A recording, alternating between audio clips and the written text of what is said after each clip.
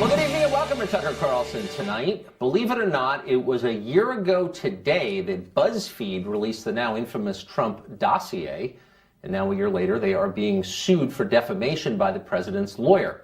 Editor-in-Chief Ben Smith of BuzzFeed News will join us later in the show to defend his decision to publish that dossier.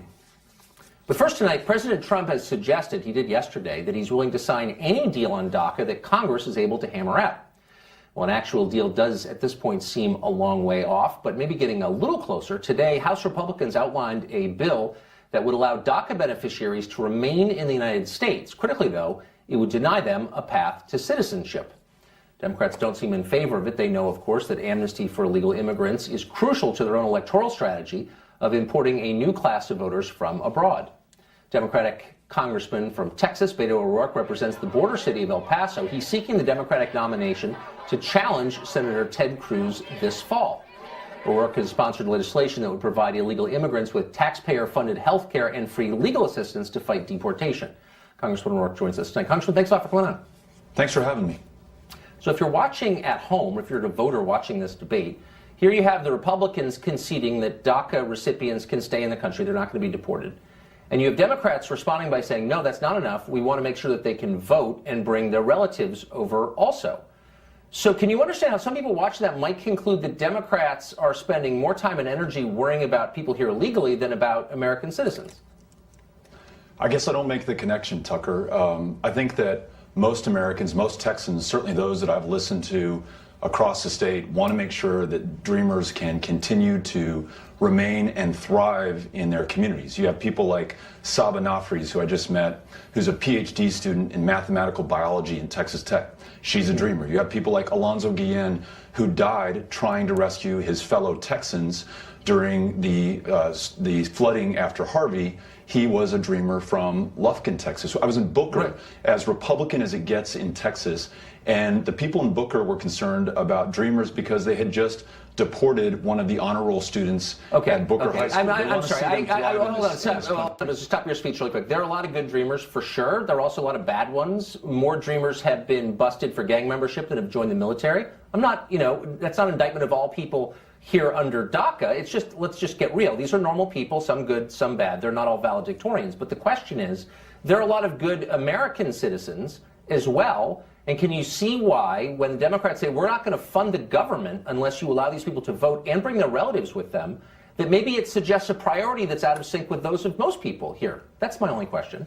Yeah, I guess I don't see that. I'll tell you, from my perspective in El Paso, Texas, the city that I represent, where I'm raising my 3 kids who are 11, 9, and 7, I want to make sure that our community continues to thrive. And one of the reasons that we are one of the safest cities in America every single year for the last 20 years is we are a city of immigrants, including Dreamers, who contribute to our success and our safety. And that benefit is spread out over everybody in my community throughout the state of Texas and to this country. So it's very good for America, not just for Dreamers, not just for their families. So I think most Americans see this as a net benefit. Right. I just checked the school numbers in El Paso, the city that you're bragging about. And El Paso is a great city. But 39%, only 39% of graduating seniors from your schools are ready for college in math or English. It seems like maybe that's a bigger crisis than whether or not people here legally can bring their relatives from abroad. Wouldn't you think? I mean, again, priorities. Yeah, I don't think working on these things is mutually exclusive. You'll find no one who's worked harder or done more, for example, for veterans in this country when it comes to mental health care access. That's a very sacred priority of mine. I've been able to make progress with Republican members on this issue. At the same time, I can advocate for the success of my community and our country at large by ensuring that those Dreamers stay here. By anyone's measure, there's extraordinary positive economic benefit to those Dreamers staying here, the jobs that are created, the dollars that are spent in this community. I'm sorry, you don't have the numbers on that. You can't prove that. I absolutely do. You spend a lot of time on this question. You don't, actually, because this has been looked at a lot. And there's no evidence that bringing people who have lower than average educational attainment as they do into this country in a high-tech economy makes the rest of us richer. There's just not evidence for that. Yeah, well, economists have looked at this, and it's measured not in the millions, but in the tens of billions of dollars to the positive that Dreamers bring to our economy. Let me ask you this. I mean, a lot of these are minors. These are extrapolations and theoretical. I hope you'll concede that at least. But let me ask you this. Why is it good for Americans? Why should Americans pay for legal representation for people here illegally. You sneak in, taxpayers pay for your lawyer, you sponsored legislation that would allow that. How does that benefit Americans exactly? I think it's keeping true to who we are. When you have asylum seekers from the most violent, brutal countries in the world, like El Salvador, who are young kids or young families, I want to make sure that they have every opportunity to apply for asylum in this country, knowing the laws, having an advocate, and aren't returned to a country where they face, in some cases, certain death. But these are people, just to be clear, that came here illegally. They didn't come as refugees through one of our many programs to bring refugees here. Very often they came as asylum seekers who presented themselves to Border Patrol agents at the border, to customs officers at the ports of entry. And so then taxpayers are paying for them to fight American law in court? I mean, can you see why people would say... Not to fight American law, actually to get right with American law, to make sure that they show up to their court hearings, to make sure that they follow our laws. I think again, that's in everyone's interest. But if you're concerned about security... For us to pay for lawyers so they can fight deportation, that's somehow good for us. Why is it good for us to pay for the health care bills of people who snuck in here against our law? Why did you sponsor legislation that would have allowed that too? It's good for people who are in our country, who are contributing to this country's success, to be safe, to be healthy, to be able to continue to contribute.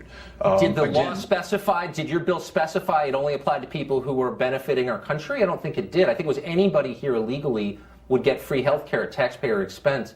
I'm sorry, with all respect, I'm confused by why we should pay for the health care of someone who broke our law to get here. Does that make sense? Yeah, I don't think you're reading the bill correctly, and I think you're losing sight of the benefit that we gain by those who are contributing to our communities, our states, and our country's success. Did that law specify that only people contributing to our country would get free health care, or did it also apply to, I don't know, gang members or vagrants? I think they were covered too, weren't they? I think there's an interest in making sure that if someone is going to be sick, if someone needs help, that we deliver it in the most efficient, effective, cost-effective way possible. So it's cost-effective to pay for the health care of people here? Yeah, I mean, you can pay for it in the emergency room. How about not paying for it at all? Yeah. Well, then you can watch people die in your community and in your country. I must be a mean person for not being in favor. Congressman, thank you for joining us. Yeah, thanks. House Republicans, led by Bob Goodlatte of Virginia, have released an outline for what they say a DACA deal ought to look like. It includes mandatory E-Verify, an end to the diversity lottery, authorization for a wall, and more. Congressman Raul Labrador is a Republican representing the state of Idaho, and he joins us tonight. Congressman, thanks for coming on. It's great to be on your show. So you're on the inside of the Congress, obviously. I'm far outside, but we spoke to someone close to leadership today who said he didn't believe that Republicans were at the number they needed to be to get this done. Do you think that's true? Well, I think it's fascinating that the Speaker of the House introduced tax legislation without 218 votes. He introduced a health care bill without 218 votes. But all of a sudden, he's requiring Republicans, conservative Republicans in the House, to have 218 votes before they introduce DACA and border security legislation. Do you think that's fair? No, I think it's very telling, actually. Why do you think, and I didn't know that, why do you think that is? Because I think they have a different agenda in the leadership, and I think we're trying to show them that our Republican conservative bill is the only one that's going to get the majority of the conference together. In fact, I believe that after we educate the conference, we talk about this bill, we explain to people what is in this bill, that we're going to have over 218 Republicans approve and sponsor this bill. I think we can do this. But I think they should put the same effort that they put into health care and that they put into the tax bill into making sure that we secure our borders, that we end the diversity visa program, that we end chain migration, just like the American people told President Trump and supported President Trump by the millions and the millions, and he became president of the United States. What do you suppose the argument from within the Republican side of Congress would be against those measures, ending chain migration, ending the diversity lottery, E-Verify? What would be the argument against that? So they don't have an argument against that bill. What they have an argument is that they say that if it goes to the Senate is not going to pass it. And that shouldn't be our responsibility as members of the House. Our members of the House, our job is to present the best solution to the American people and the most conservative solution to the American people. Let the Senate handle what they're going to do in the Senate. We can handle what we're going to do in the House. We do not need to do a DACA bill. And some people in our leadership believe that that is a priority of the Republican conference. It shouldn't be. The priority of the Republican conference is to secure the border, to end chain migration, to do all the different things that we told the American people we're going to do over the last 8 years when we were asking for a majority in the House, a majority in the Senate, and the presidency. Do you think, I mean, you've made this point by implication, but do you think your leadership in the House understood the lessons of the last presidential election? I'm not sure leadership in the House ever understands the lessons of the last election, ever. They always look forward as to how they can manage the next week or the next month. What they need to understand is that the American people sent a really clear message. They gave President Trump the presidency because they wanted him to secure the borders. That was the number one issue, as you know, that he talked about throughout his election. He defeated 16 other Republicans, very, very articulate, very, very strong Republicans, because that was the number one issue that he campaigned on. That's what the American people want, and that's what we should deliver as Republicans. I think that's a pretty clear rationale. Congressman, thanks a lot for that. I appreciate your candor. It's great to be on the show. President Trump's lawyer just sued BuzzFeed.com for releasing the now infamous Trump dossier a year ago today. Editor-in-chief of BuzzFeed News, Ben Smith, will provide his company's response to that suit next.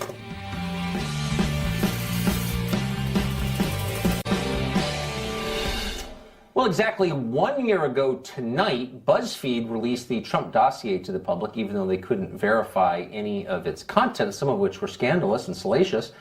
We blasted for them at the time. Now they're getting sued. President Trump's attorney, Michael Cohen, has sued both BuzzFeed and dossier creator Fusion GPS, the Oppo firm, saying the document defames the president by baselessly linking him to Russia conspiracy theories. BuzzFeed editor-in-chief Ben Smith came on the show to defend the dossier's release a year ago and is game enough to join us once again. Ben, thanks for coming on. Thank you for having me on, Tucker. So you've been sued by the president's lawyer. What's your response? Well, I think it's very much what I told you this time last year. The dossier itself is a document of kind of obvious central public importance. It's the subject of multiple investigations by intelligence agencies, by Congress. That was clear a year ago. It's actually a lot clearer now that before we published it, as we knew then. Important elected officials, intelligence agencies were investigating this document. When we talked last time, that was a subject of some dispute, and a lot of people, I'm not sure if you said this, but a lot of people on the right said, this is an irrelevant nonsense document. Now, what I see on Fox News in particular is that this document was central, arguably too central, to the FBI investigation. I think that's clearly established now. Yeah, I think you're right. I mean, you're absolutely right. It was central. It looks that. I mean, to the extent we know, and there's a lot we don't know about its role in this investigation, but it sure seems like that's right. But then you've been doing this for a long time, and you know that all kinds of, in effect, dossiers come across the desks of investigators and intel agencies, law enforcement agencies, and politicians, and people who cover them. And they're not made public because their contents are unverified, sometimes unverifiable, and they're defamatory.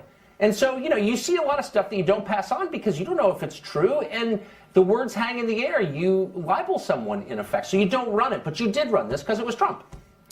Your inbox and mine, as you say, are full of all sorts of would-be dossiers, of tips, of allegations, of claims. They are not full of documents that are being briefed to the President of the United States, to the President-elect of the United States, being fought over in an intense tug-of-war by intelligence officials. That, for instance, imagine covering the week that we just had, right? Imagine covering the Simpsons testimony to the Intelligence Committee, the battle between Feinstein and Grassley, in a situation in which you were not allowed to, in which you had no idea what they were fighting about. I mean, I just think that it's hard, that Americans would have a lot of trouble understanding the last year without this document. But you're making a retroactive argument. I mean, I guess no, I would argue... This was true at the time. The dossier was a piece of dark matter that was pulling the FBI, that was pulling Harry Reid. And it's important to understand what those guys are doing. That's the point, is that we now have the context for it, and we didn't then. A lot of this we knew then. A lot of it wasn't. I reality didn't read of the it stakes on. we knew I didn't then. read it on BuzzFeed. I didn't know this was part of a Hillary Clinton Oppo operation that she took up from a Republican, anti-Trump Republican donor operation. We didn't know the extent to which Steele apparently had gotten some of this information from Russian intelligence and shady Russian sources. There's a lot we didn't know. I mean, I think the description, the characterizations of Steele's sources are actually in the dossier. But it's true, there's been a ton of subsequent reporting. So, here's the point. So you're arguing, well, okay, it's at the center of the news, so we were right a year ago to run it. And I'm actually not even attacking you for running it. I would just like you to acknowledge that partisanship played a role. So, for example, that is just not true. If we were in the exact same situation with a President Hillary Clinton, we would have run that dossier at the same time. Really? So if you I can't prove that to you. But for instance, there was a day last year. There was a day last year. It was not the biggest story of the day because it was the day of the Access Hollywood tape. But also on that day, we were the first to report on the substance of Hillary Clinton's speeches. Of her secret speeches, I think that there's this perception. Secret speeches to like Goldman or something. But that's not. Look, this is different level salacious. Sorry, you weren't so interested in them once they came out, but they were pretty interesting. I was interested, but they weren't claiming that she was into some weird sex practice with a foreign government. I'm not sure either you or I in our careers. This is obviously very unusual. No, we have actually. Hold on, we have. There was a lot of stuff floating around about Obama and his personal life, and of course the question where he was born, his birth certificate, and we sort of laugh about it now. But it was a big news story, and people were making allegations about it, including now President Trump. If you came across a dossier in the middle of the Obama administration that laid out in some detail how he was born in Kenya and had a weird personal life, you would never run that. Because if it was being taken seriously by the intelligence agencies, if it was being briefed to the president, absolutely. Well, if it was a Republican president, if Trump were president it's all theoretical. We all cover. Donald Trump made these ridiculous claims about the birth certificate, and we covered them. We didn't bleep them out. Okay, but if there was a detailed dossier on the subject that had been assembled by the political enemies of Barack unfortunately, Obama, the dossier was he was smart enough to put all that stuff in a dossier that he published and sold as his memoir in Obama's case. But that's a different story. But look, the truth is, this stuff was unverified a year ago. It remains unverified. I hope you'll at least some elements of it actually have been corroborated since then. Okay, but the big stuff has not been. There's still no evidence. I think the payments to Manafort, which are in the Manafort indictment, are pretty big stuff. But we are no closer to proving that he collaborated with the Russian government or that he's with hookers in a hotel room. That was a character assassination, and it's still unproven. Honestly. That is unproven.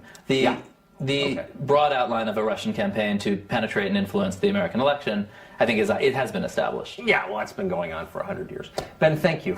Thanks for having me, Tucker. President Trump tore into Senator Dianne Feinstein for releasing the closed-door testimony of Fusion GPS founder Glenn Simpson yesterday.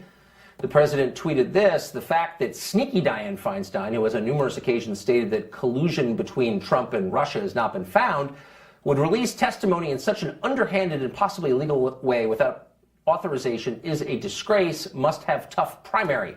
Kim Strassel is a Wall Street Journal editorial board member, and she joins us tonight. Kim, thanks for coming on.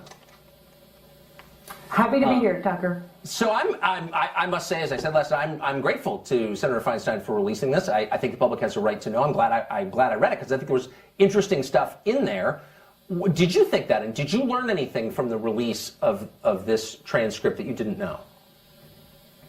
Well, first of all, I think transparency is an excellent idea, and I would love nothing more than for congressional Republicans to follow Senator Feinstein's lead and in an organized fashion and a considered fashion release everything related to the dossier so that Americans can finally make their own judgments. I have an issue with the way that Senator Feinstein did do this because the reason that the Senate has rules, the Congress in general has rules about this, is because when you unilaterally release testimony, it's unfair to other witnesses. You basically have one person getting to make their case in public, and all the other people who might have differing views, they don't get their say. That's a fair point. That's a problem. Also, it discourages other witnesses to come forward, like Jared Kushner. If the Democrats truly are interested in getting to the bottom of this question, he's an important witness. Now, why would he ever come forward in light of this voluntarily? And by the way, why would Senator Grassley ever agree to a subpoena for him, knowing that Senator Feinstein could turn around and unilaterally release his testimony as well, too? That's a fair point, though I don't think Jared Kushner would ever come voluntarily. He'd be foolish to do that because everything he said would be leaked. But in reading this, I was really struck by Simpson's claim that the Obama FBI, the FBI under the previous administration, told Steele, the investigator working for the Hillary campaign by proxy, dirt about the Trump campaign, that they may have been in collusion with the Russian government. I mean, is that allowed? That seems totally out of bounds for an FBI agent to do that. Well, it brings up a lot of questions, which was, did the FBI know that Steele was working for Simpson, who was working for the Clinton campaign? And if the FBI didn't know this, why hadn't it done its due diligence and asked what Steele's interest in this was?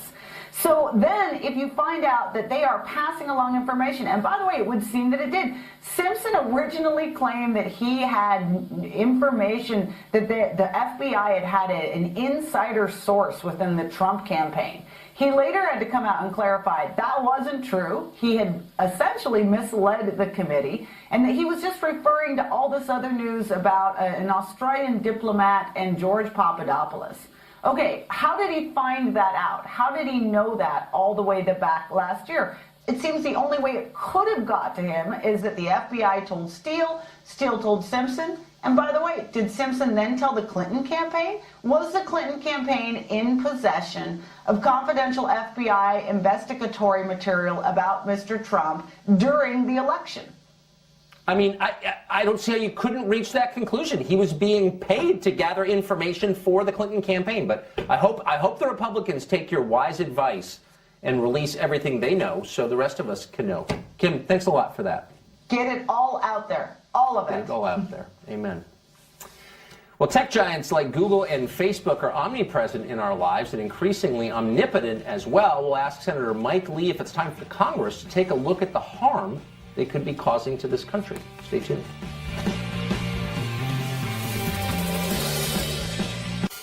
Apple, Google, Facebook, Twitter, they all have your private information. They can control not just what you see online, but what you're allowed to say, and maybe over time, what you are capable of thinking and believing. In many cases, their services are addictive and harmful, and they know that. It's increasingly clear that tech giants are not just a threat to privacy, they are a threat to our basic American freedoms. Well, for most people, there's not much you can do about it except get increasingly paranoid. Congress, though, can do a lot. It's Congress, after all. Republican Senator Mike Lee of Utah is the chairman of the Senate Subcommittee on Antitrust, Competition Policy, and Consumer Rights. So if anybody could take action against the tech oligarchs, it is him. Senator Lee joins us tonight. Senator, thanks for coming on.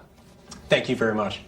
So there are a lot of ways to come at this story, but here's the bottom line from my perspective, and I think I speak for many. No company has ever been as powerful in the history of the world as Google is, and I would add to that Apple and Facebook.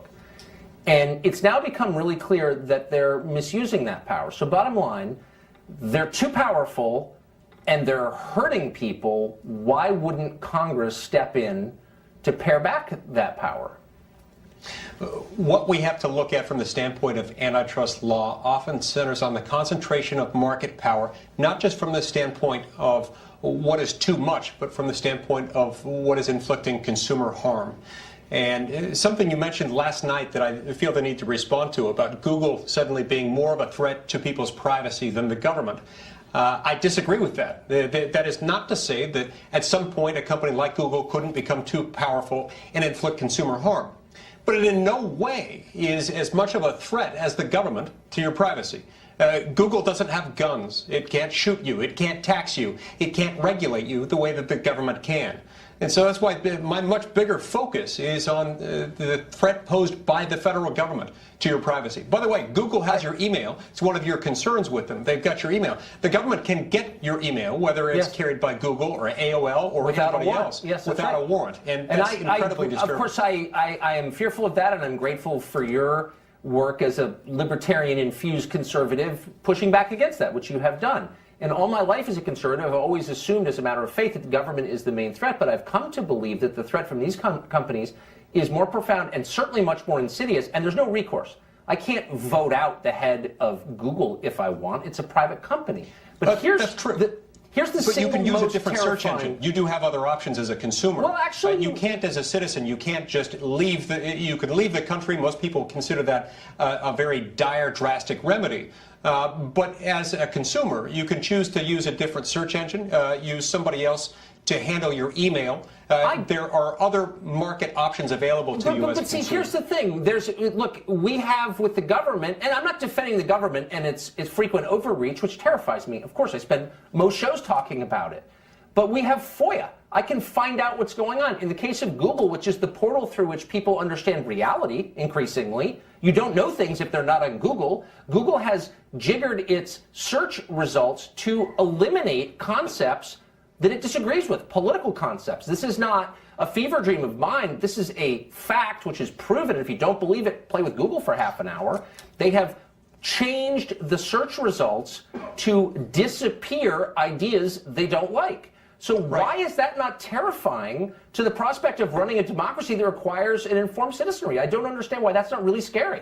Okay, that's a fair question. Let's make one thing very clear, though. No one is compelling you to use Google. I understand you do have the other libertarian options. argument. Now, it is disturbing. I don't like it when they do that. I've raised this with Google executives time and time again, and I've made inquiries as the chairman of the antitrust subcommittee in the Senate with regard to Google. But as of right now, Google, of course, is not a government entity. Google is not a public utility. They are a private, for-profit corporation, one that can make decisions as the corporation deems fit. But hold on, but Google controls the overwhelming majority of digital advertising along with Facebook, the overwhelming majority. So that means that every news organization that relies on digital advertising, which is all of them that aren't on television, that they're all dependent upon two companies that are wildly political and working against free speech. That's not a concern? That seems a concern to me. Yeah, and I'm not saying that that's not a concern. What I'm saying is that not every concern rises to the level of market concentration coupled with consumer harm. And I'm also saying that in this circumstance, we have options that consumers have access to. They can use other search engines. They can avoid Google if they want to, and that does make a difference here. All right. Senator, thank you for joining us. I used to be a libertarian until Google. Thank you for coming on. Thank you. 95-year-old comic book legend Stan Lee, the man who created Spider-Man, is the latest victim of Hollywood sexual harassment backlash. Has Me Too become a war on people who don't deserve to be hurt by it, including Stan Lee? That discussion is next.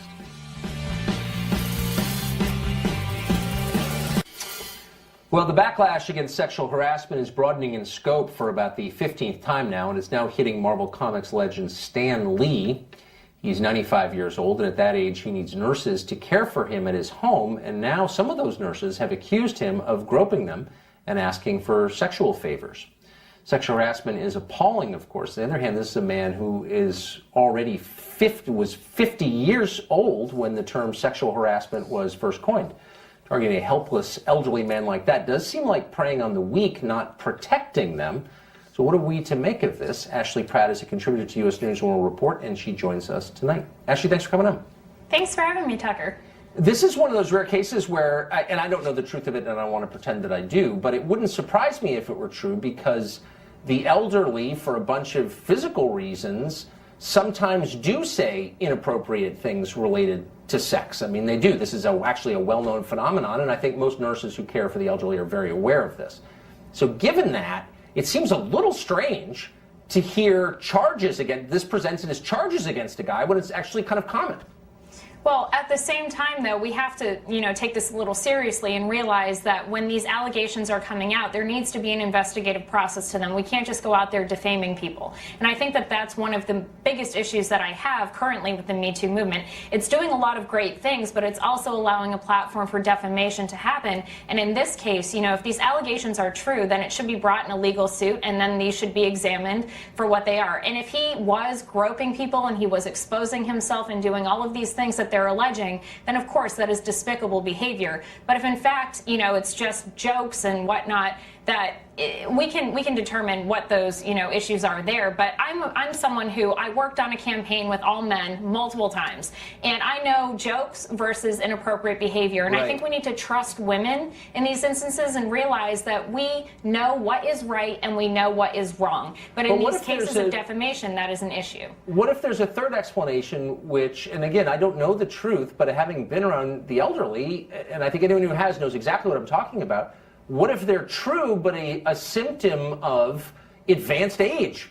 This is not uncommon. So is there an age at which, maybe it's 95, where we say, you're not fully responsible for the way you're behaving. You don't represent all men. Maybe you're just 95 years old and you do things you wouldn't have done when you were 75 or 55, right? But we can't make excuses for behavior. If he's exposing himself and asking for sexual favors, and that right there is a problem. It's not just jokes. Like when they came out with the allegations against George H.W. Bush, that bothered me because those were jokes that were being made in front of his wife. Now, you can have an argument there whether or not he should be making them, but it's just jokes. In this situation, if he was actually exposing himself and groping women who were taking care of him, that is a problem that you can't blame on old age. If he's making jokes that they don't but you find can blame tasteful, it on, but that's the thing. That's what I'm saying. I don't think we can blame exposing oneself. That is a behavioral issue that we should not tolerate as women or as men, and that is my problem. I'm totally opposed to it, except there are cases. Well, I'm sure I'll be killed for saying this because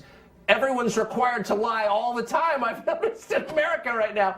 But again, that is sometimes a symptom of age, and I don't know what I think. I should probably stop talking, I guess. Ashley, thank you for joining us. Thank you, Tucker. Schools across America are trying to ban kids from having best friends because that's exclusive and therefore dangerous.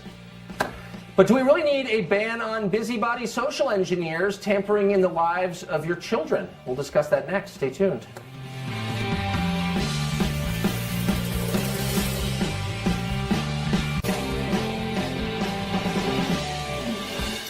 A follow-up tonight on a segment we did last week. We talked then to Barstool Sports founder Dave Portnoy, known as El Presidente to some of us, about his company's lawsuit against the NFL. Now, Barstool routinely uses the slogan, "Saturdays are for the boys." The NFL promptly ripped it off for its own line of T-shirts. Now, the league was initially dismissive of the suit from Barstool, but since Portnoy came on our show, they seem to have changed course. Portnoy tweeted this evening, quote, "I am happy to report that NFL Commish has bended the knee to Barstool Sports and removed all infringing Sundays are for the boys T-shirts. We have conquered the NFL." Sadly, conquered maybe too strong a word. The NFL is still receiving billions in tax breaks to show spoiled billionaires hating their country, but a win is a win, and you take what you get. Congratulations to Barstool. Well, it's natural and healthy to have friends, or it was, just as it's natural and healthy to have a single favorite friend. That's what you thought. But something being natural and healthy doesn't mean that somebody won't find a way to ban it. In a recent article, psychologist Barbara Greenberg endorsed efforts by schools in this country and in Europe to abolish best friends. You can never make it up. She says the existence of best friends is exclusionary, which of course is true by definition, and causes emotional distress. Nell Daly is a psychotherapist, and she joins us tonight. Nell, thanks for coming on. Hi, thank you, Tucker. Thanks for having me. So this is what... I want to take this seriously because the things that you laugh at are the things that become federal law, before you know it. Right. But having a best friend is by definition exclusionary, right? You're choosing one among many, but that doesn't make it bad. I mean, marriage is also exclusionary unless it's plural marriage, and that's not bad either. So exclusionary isn't always bad. Why is having a best friend bad? Well, I think what's happening in the trend across America, both in public and private schools and in Europe and in Canada, is that many schools are starting to adopt or mandate that children have certain behaviors in schools, certain policies, behavioral policies, for lack of a better word. And it's meant to teach kids to be polite to one another. It's meant to teach manners. It's meant to encourage diversity and tolerance. And the people who are against this kind of best friend policy are people who believe that it's not teaching children how to deal with negative social anxiety. Right. The negative feelings that children would feel if they are excluded. I think the magic place here is actually someplace in the middle. Well, why wouldn't the magic place just stay out of it and kind of teach like English and history and math? I totally hear what you're saying. You know, many schools now have a no tolerance to bullying policy on their books. Right. I mean, both public and private schools. So it's a way to encourage children to be nice to each other. It's a way to encourage manners, for lack of a better word. I'm totally for that. But isn't, I wonder, let me just say I'm totally for that. I'm completely for tolerance and good manners. Yeah, I have no idea what diversity means, anybody's but for I'm compassion sure I'm for that and too. kindness. Sure, but it doesn't seem like it is a form of insidious social control to try and tell other people who to be friends with. I mean, who would want to tell someone who to be friends with in the first place? Do you think it's a little weird? Well, I think what's happening, I don't necessarily think they're telling kids which friends they can have and which they can't. They're encouraging kids to have larger friend groups. The problem with it is that the University of Virginia did a study where they found, and they published this in Child Development, which they found that kids who did have best friends grew up to have higher rates of more positive mental health as they became adults. Oh. And they also had less social anxiety. So that's the argument against this sort of behavioral policy that a lot of schools are mandating.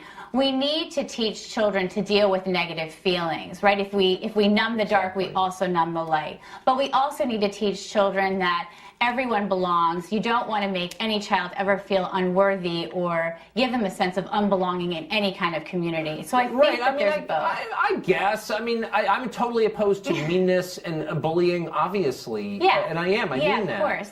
But I also think these issues are enormously complex, and the kind of people who teach school probably not equipped to handle these issues better than, say, the parents of the child. And I guess as a parent, I resent the idea that someone I hired to teach my kids facts is intruding into really personal questions like who you're friends with or how many friends you have. Like, why don't they stay out of that stuff completely? Well, I wish that all kids didn't have any sort of behavioral issues in schools, but as someone who's worked in the school system, kids do. So oftentimes teachers are put in the position of having to help children learn how to modify and control their behavior. So they do have certain policies on the books. Like, you can't just have a bully running rampant in your elementary school. But I mean, having a best friend is not the same as, I mean, let's not conflate the terms. It's not the same.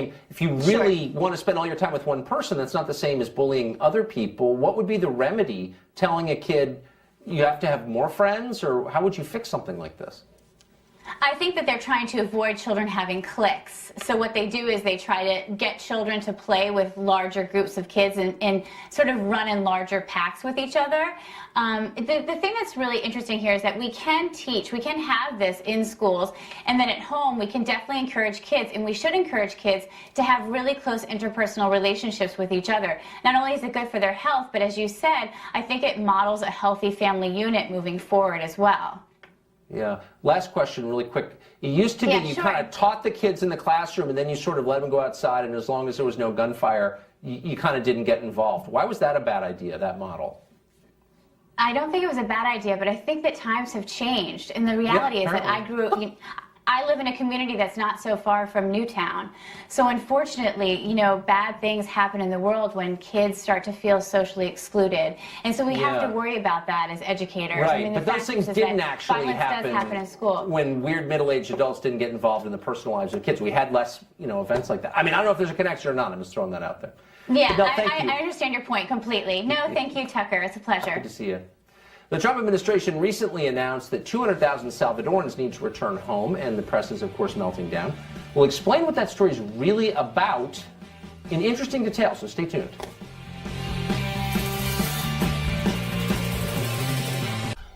This week, the Trump administration announced it will be suspending the temporary protected status label for immigrants from El Salvador. Basically, no journalist in America had ever heard of this till this week, but all of a sudden, nothing this bad has ever happened. You've read that again and again. So here's what it's really about. The move affects about 200,000 Salvadorans who've been allowed to live and work here since 2001. That was the year an earthquake hit their country. The name of the program, Temporary Protected Status, alludes to what its purpose was supposed to be. It was supposed to provide short-term refuge from visitors from other countries that were in short-term disorder. But that's not what happened. That's never what happens. In fact, it's simply become an illegal immigrant amnesty program, just like DACA, except it targets specific countries rather than people of a specific age. Under TPS, people are protected from deportation and given work permits even if they came to the U.S. illegally. The excuse for this is, not surprisingly, paper thin. The El Salvador earthquake was bad, very bad, but the notion they can't return home 17 years later, absurd. The same goes for the 57,000 Hondurans who are still here because of 1998's Hurricane Mitch, that was 20 years ago, or the 51,000 Haitians who were allowed to stay here because of the 2010 earthquake in that country. This isn't about providing short-term refuge. It's elites in Washington using a legal loophole to let hundreds of thousands of people come here permanently without going through any of the ordinary immigration channels. Now, you can tell that nobody ever expected for them to return home because the suggestion that they do return home is being treated as a massive crisis for some reason. On Monday, the New York Times commented on, quote, the sense of dread gripping employers in California, Texas, and Virginia. It was obvious why they feel dread. TPS effectively legalized hundreds of thousands of low-wage workers in those places, and employers would rather not have to pay high wages to actual Americans. Politicians, meanwhile, are upset at the prospect of losing hundreds and thousands of future safe votes. That's what it's all about. Anyone who tries to suggest otherwise is lying to you or themselves. That's it for us tonight. Join us tomorrow night for the show that's the sworn enemy of lying, pomposity, smugness, and groupthink. Good night from San Francisco.